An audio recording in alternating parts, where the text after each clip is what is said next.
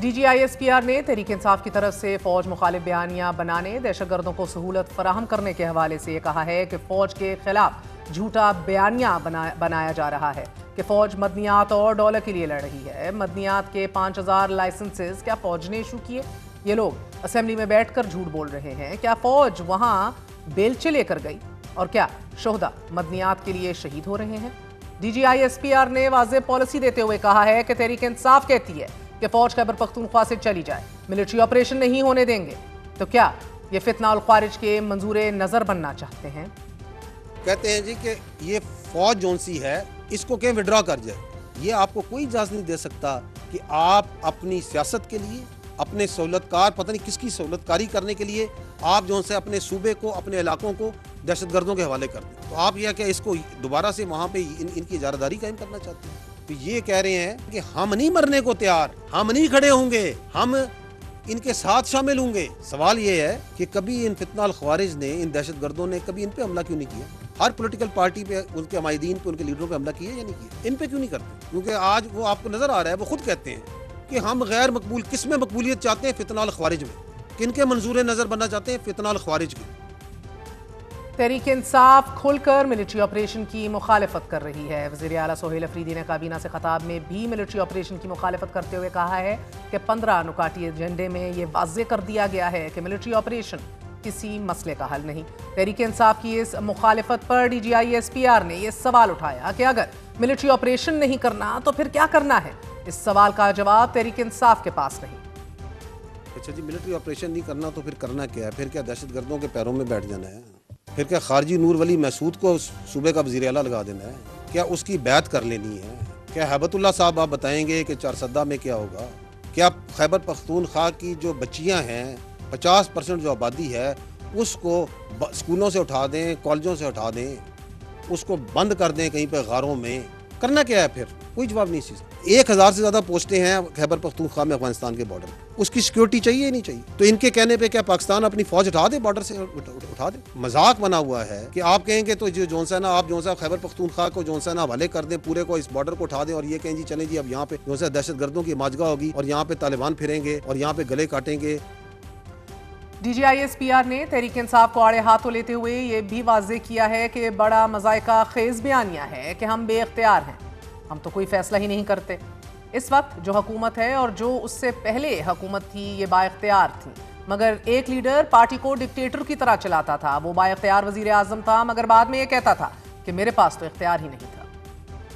تو یہ تو ایک بڑا مذاقہ خیز بیانیہ ہے کہ جی ہم تو کوئی فیصلہ ہی نہیں کرتے، ہم تو بے اختیار ہیں اور یہ سارے فیصلے کرتے ہیں۔ ہمارے لیے تمام سیاسی پارٹیاں، تمام سیاسی لیڈر، تمام سیاسی نظریات، تمام ایتھنیسٹی، تمام قومیں، تمام مذاہب، تمام فرقے ہمارے لیے برابر ہیں، جب اگر وہ پاکستانی ہے۔ وہ جو اس وقت کی حکومت تھی، وہ جو اس وقت لیڈر تھا جو کہ اپنی پارٹی کو ایک ایز اے بالکل ڈکٹیٹر کے طور پہ چلاتا ہے، اس وقت بھی ان کو تھا بات چیت کرو، بات چیت کرو، بات چیت کرو، اور وہ جس چیز کے پیچھے پڑ جاتا ہے کہ بات چیت کرو، بات چیت کرو۔ آپ یہ ادارے پہ نہیں لگا سکتے، یہ شخصیات کا کھیل تھا۔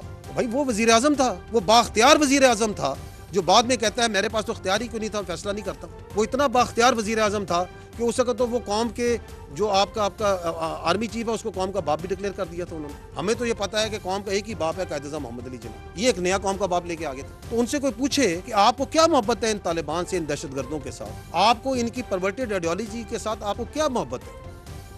D G I S P R نے دہشت گردی کے خلاف ریاست کی واضح پالیسی دیتے ہوئے کہا ہے کہ پاکستان نے 2021 سے 2025 تک بار بار طالبان سے بات چیت کی، مگر طالبان کابل میں کسی لیگل مینڈیٹ کے تحت نہیں بیٹھے ہوئے۔ ہم کس سے بات کریں؟ قطر کے مذاکرات میں ہم نے ایک چیز مانگی کہ افغانستان کی سرزمین پاکستان کے خلاف استعمال نہ ہو، لیکن اس پر بھی عمل درآمد نہ ہوا۔ افغان طالبان اور بھارت مل کر پاکستان میں دہشت گردی کے مرتکب ہو رہے ہیں۔ ریاست پاکستان دنیا پر یہ واضح کر چکی ہے کہ افغانستان میں مختلف دہشت گرد تنظیمیں کارروائیاں کر رہی ہیں۔ القاعدہ، داعش اور BLA افغانستان میں موجود ہیں، اور فتنہ الہندوستان اور TTP کی تربیت گاہیں بھی افغانستان میں موجود ہیں۔ افغانستان دہشت گردوں کو براہ راست سپورٹ بھی کر رہا ہے اور وار اکانومی کو بھی فیول کر رہا ہے۔ پریس کانفرنس میں DGISPR نے بھارت و افغانستان کا گھٹ جوڑ بھی بے نقاب کیا کہ کس طرح افغان طالبان اور مودی سرکار کی قربتیں بڑھ رہی ہیں۔ ہندوستان کا افغان طالبان کا دہشت گردانہ نیکسس، اس کی ایک بڑی واضح مثال ملی آپ کو اکتوبر کے اوائل میں۔ ایک ہی آگے پیچھے دن ہے کہ کون کہاں بیٹھا ہوا ہے بت پرستوں کے ساتھ، وہاں بیٹھا ہوا ہے ہندوستانیوں کے ساتھ. ان کے پچھلے تو جو سے ہیں وہ تو یہ بت گرانے گئے تھے، یہ ان کے نیچے تصویریں کھنچوانے کے لیے آئے. یہ ہے ان کی اوقات، یہ ہے ان کی اصلیت، جو خوارجوں کے سب سے بڑے سرپرست. ہندوستانی کیا کہہ رہا ہے کہ ریئل پالیٹک یہ ہے کہ انیمی of my انیمی is my friend. تو یہ گٹھ جوڑ جو ہے وہ تو کھلا کھلا کہہ رہے ہیں. ہندوستانی میڈیا پہ آ کے کہہ رہے ہیں کہ یہ جو 2026 ہے اس میں بھارت اور افغانستان مل کے پاکستان پہ حملہ کریں گے. آ جاؤ تم دونوں کا شوق پورا کر دیتے ہیں. اور تو ٹی وی پہ نہ بیٹھی اس سے، تو بھی ساتھ آئی. یہی ویڈیو چلائیں گے اس وقت، تم لوگ آؤ ذرا اور بتائیں کہ تم دونوں کا اشر کیا کیا. تو لے آؤ جو تم نے کرنا ہے، دائیں سے آنا ہے، بائیں سے آنا ہے، اوپر سے آنا ہے، نیچے سے آنا ہے، اکٹھے آنا ہے، کسی کے ساتھ آنا ہے. ایک بار مزہ نہ کرا دیا نا تو پیسے واپس. افغان طالبان اور انڈیا کے اسی گٹھ جوڑ کا اب دنیا بھی نوٹس لے رہی ہے. پاک چین اسٹریٹجک ڈائیلاگ کے مشترکہ اعلامیے میں بھی افغانستان کو باور کروایا گیا کہ چین اور پاکستان کی دہشت گردی کے خلاف زیرو ٹالرنس کی پالیسی ہے. افغانستان اپنے علاقوں میں موجود تمام دہشت گرد تنظیموں کے خاتمے کے لیے واضح اور قابل تصدیق اقدامات کرے. امریکہ کے special inspector general for Afghanistan reconstruction نے اپنی حالیہ رپورٹ میں یہ انکشاف کیا ہے کہ افغانستان سے امریکہ کی جلد بازی میں واپسی سے 7.1 ارب ڈالر کا جدید ترین اسلحہ افغان دہشت گردوں کے ہاتھ میں چلا گیا. افغانستان میں لڑی جانے والی 20 سال جنگ صرف ایک عسکری مہم جو ہی نہیں تھی، بلکہ کھربوں ڈالر کی منظم بدعنوانی کا ایک ایسا باب تھا کہ جس کی کوئی مثال نہیں ملتی. امریکہ نے افغانستان پر مجموعی طور پر 2400 ارب ڈالر خرچ کیے، مگر اس خطیر رقم کے باوجود وہاں کوئی پائیدار ادارہ نہیں بن سکا اور 7.1 ارب ڈالر کا جدید ترین اسلحہ دہشت گردوں کے ہاتھ لگ گیا، جو اب ٹی ٹی پی جیسے گروہ پاکستان کے خلاف استعمال کر رہے ہیں. یہ امریکی رپورٹ ناظرین پاکستان کے خدشات کی عالمی سطح پر ایک کھلی تائید ہے.